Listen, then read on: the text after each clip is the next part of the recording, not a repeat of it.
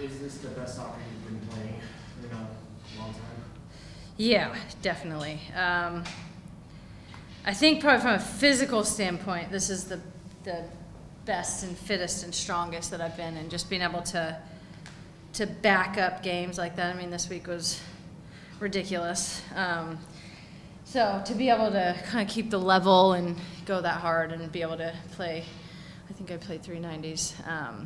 I think the work that I did in the off season is really paying off, which allows me to just go out and play and be able to not really think about it too much and last the whole game and be impactful. So I think from that standpoint, for sure. Yeah, I don't want to talk about it too much. I don't want to jinx it. Can you talk us through what you saw when Son got the ball on that first goal? And then you snuck around it. What were you seeing there that gave you the sense that you could actually get to that? I mean, I think it's no surprise that Portland at the back are oftentimes a little bit loose with it. I think whether that's going back to 80s feet, sometimes they're just a little nervous or a little sloppy with it. So we always want to put pressure on them. I think in general we want to put pressure on the center back. We want to put our press on people, but definitely didn't think it was going to be that. I mean, I just wanted pressure. I figured it was going to get booted out, but it's kind of a soft pass back and just went for it.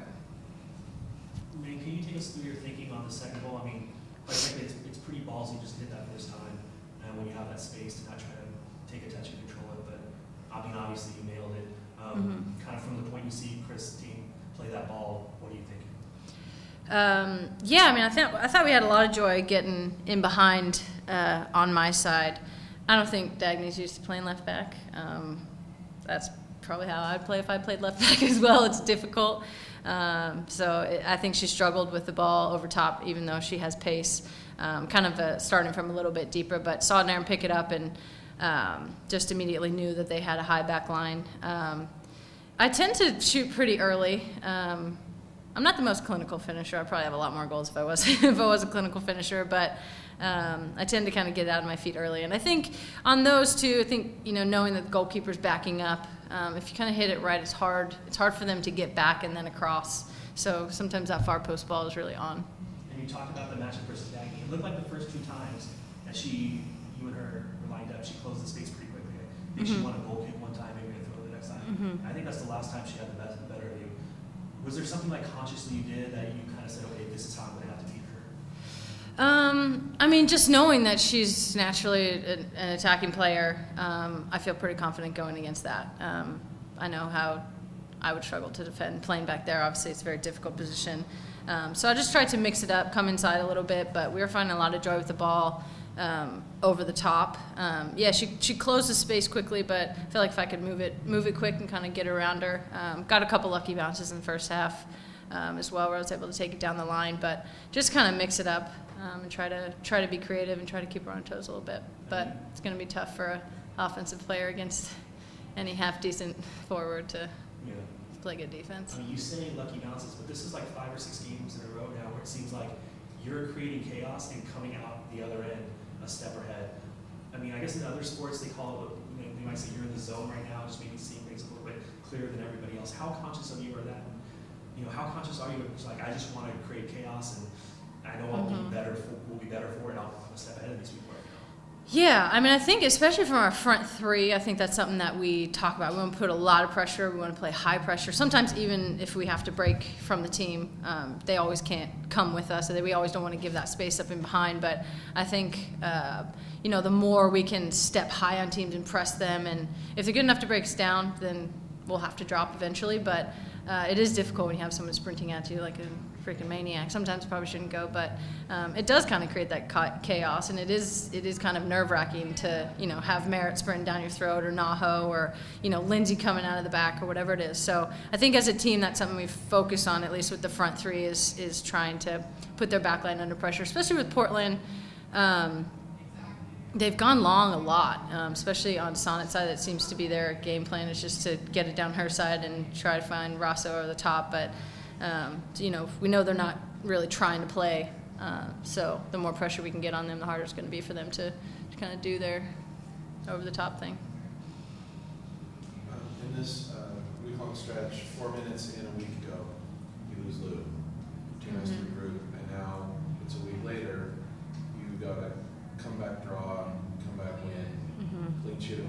7 points out of 9. How does that feel going along? Very well. I think this week we were kind of forced in the Kansas City game that we were just gonna have to dig it out, and then I think we gained a lot of confidence from that, dug it out, comeback draw against a very good team, and so we kind of tasted what it felt like to just dig it out. I think we always want to play. We always want to play the style that we want to, but sometimes you just can't. Sometimes you just have to dig it out. So I feel like we kind of tapped into the heart a little bit in this stretch and just knew that it was going to be tough. It was always going to be tough, even if we had everyone the whole time. It was always going to be tough. Obviously losing Lou, who I think won her 100th cap for the club tonight, which was, I'm like, I've been here as long as you have, and I have like 45. I don't know. I'm like, how did I miss all these games? And then obviously Jess going down today was huge for us. Hopefully it's not a long one, but I think we've realized that we have to bring that every game. And if we bring that every game, then we have tons of quality that can show up in the moments that we need them. But when we don't bring that every game, in this league you can't not, because everybody really brings it. Megan, you mentioned your hard work before the season paying off, and just watching you in the last 10 minutes of these games, I think about your fitness base. And how would you compare your current fitness base to the other times when in your career you've been really clicking? Not necessarily, during the times you're coming back from injury, but the other times you've been what other people may have thought before this last stretch as your best. You seem like you're on another level right now as far as your fitness. Yeah, definitely. I think in terms of cardio, it's probably the same. I did a lot more strength work. I had the opportunity, because I wasn't really playing games and wasn't really in with the national team, to do a lot more strength work. So I think that's really what's kind of holding me over through these games. Changed my diet a little bit, and then the strength stuff I think is really kind of holding me through. I'm obviously not the biggest player or the strongest player, so I think having a bigger base, especially in a physical league like this, has really helped. Besides, I have a question just about Portland and Seattle and the rivalry Hate 'em. there. Yeah, besides the geographic location, what makes this such a big rivalry for the fans and players?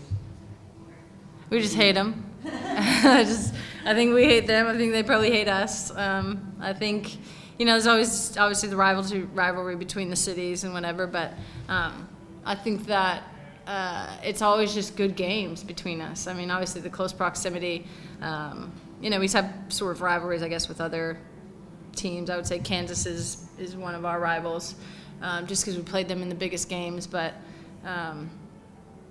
it's just like a natural hate. It's just like just born with it. Megan, what is it like for you, given what you've been through, to see when one of your teammates like Jessica goes down like that tonight? Yeah, that's very unsettling. I've heard that her ACL is fine. I think it's something else, not as serious, but I think she's going to be okay in due time. It'll be a little bit, but you never want to see that. I mean, for anyone, I feel like just going through it, the amount of times I have, any time I hear of anyone doing it around the league or whatever, it just sucks. It's just such a hard, long, I think more than hard, it's just long injury, and to, kind of lose out on a whole year for some of these players, you never want to see that. So hopefully she's all right. I know she's super tough, so she'll get through it.